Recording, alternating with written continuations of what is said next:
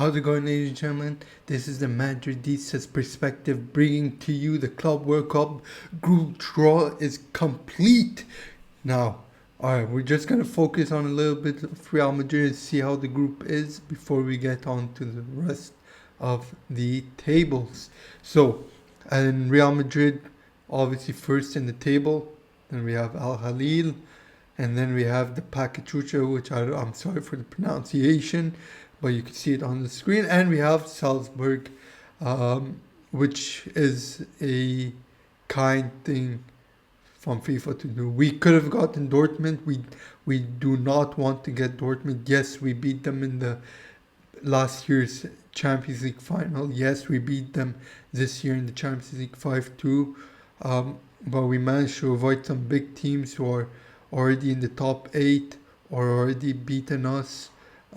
So we've got a pretty solid table group. I'd say we probably have one of the hardest tables. The only team that would have been able to make it into our group, one of the teams that would have been able to make it into our group was Inter Miami, which would have sealed it up for us, made it the most deadliest group in this new Club World Cup competition. But our first game is going to be against Al Halil, and then the next, and then Salzburg will be our last game. So it's interesting to see how things will go. The competition will start in June and end 2 weeks into July. Hopefully, we'll see how things go by then. But if you don't know already, the structure is pretty much the same as the World Cup. 32 teams split into the tables that you could see right now, and then they play off. The top 2 of each group makes it to the round of 16, and then it's a one-game knockout until the finals, all taking place in the US. So that's kind of very annoying, not gonna lie, because of the time difference. But hopefully when the time comes, we'll see how things will go. As for the other teams, I'll quickly go through them. I'd say Group A, B, D, and E are pretty much, and F as well, are easy teams, easy groups for like the main contenders out there that we already know. Unfortunately, City are facing off against Juventus, which will make it an interesting matchup. We'll see how things go. I don't really care about everyone else, but we are facing Neymar if he does end up staying in Al Halil by the end of the year or in the following summer. So what does this Club World Cup mean to us? So we recently won the UEFA trophy, the UEFA Super Cup. We're about to win the old Club World Cup, which is coming in the next 3 matches. So we're going to be in that final. So we're officially going to be ending the old Club World Cup soon before getting into the new one. But yeah, we won the UEFA Super Cup. We have the old Club World Cup. We still have the Copa del Rey, the UEFA Champions League, La Liga, and now we have a 6th title. There's so many things out there.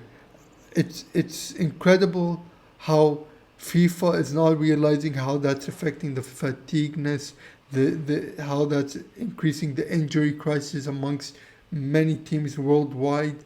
And as we could see again in the big teams in Europe, from City to Madrid to Barcelona, all the teams, to whoever it might be, lots of injuries, lots of ACLs. It's crazy. But right now, we know who we're facing. It's a tactical, managerial decision-making process that the club has to do. Right now, Ancelotti just has to focus on the games that are coming ahead. But Perez, it's time to think about some transfers because we're gonna need some good rotations when it comes to the end of the year. Because all the players are gonna be absolutely tired and incapable of playing their best. And of course, if you watch the live stream right now of the group stage draw, every time Real Madrid popped up, they were like, "Ooh, Real Madrid! No, that's gonna be very interesting." Like you could just see it by the way they talk. They know that Real Madrid are the superior team. They know Real Madrid are the best team and are most likely to win. So they know what's up, but they don't know what's up when it comes to our injuries. So yeah, that Alfonso Davis, that Trent, we're gonna need some new players, uh, or we need some of our current players to really step up in the competitions. So what happened to football? Football today is just all about management, not even skill or anything.